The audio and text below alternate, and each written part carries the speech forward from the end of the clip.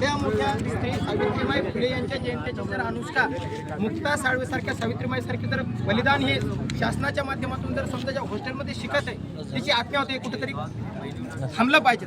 खरोखर शासन मला तरी वाटत नाही की आज स्त्रिया तरी सुरक्षित आहे या महाराष्ट्रातल्या स्त्रिया सुरक्षित नाहीत.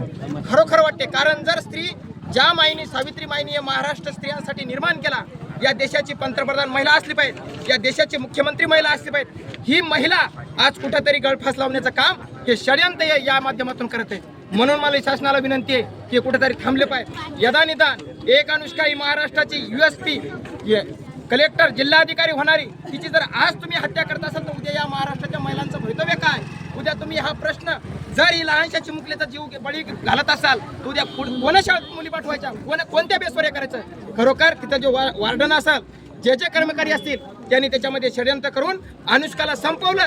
नुसतं संपवलं नाही, तिला त्या गाडीत टाकून दवाखान्यामध्ये नेलं. दवाखान्यामध्ये नेऊन नंतर सांगतात कुटुंबाच्या घरी जाऊन की तुमची मुलगी हॉस्टेलमध्ये. हे कुठेतरी दोषी जितके आहेत त्यांना भर रस्त्यात मारलं पाहिजे.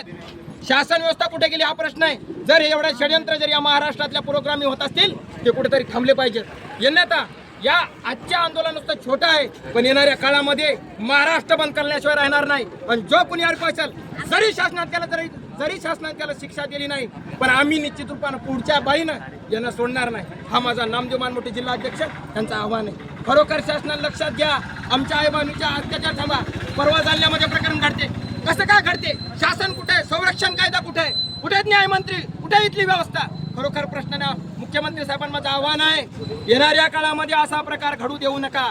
आम्ही पुनश्च सांगतो की या महाराष्ट्रामध्ये आम्ही छत्रपती शिवाजी महाराज, महात्मा फुले, लहुजी वस्त्रथांची औलाद हो.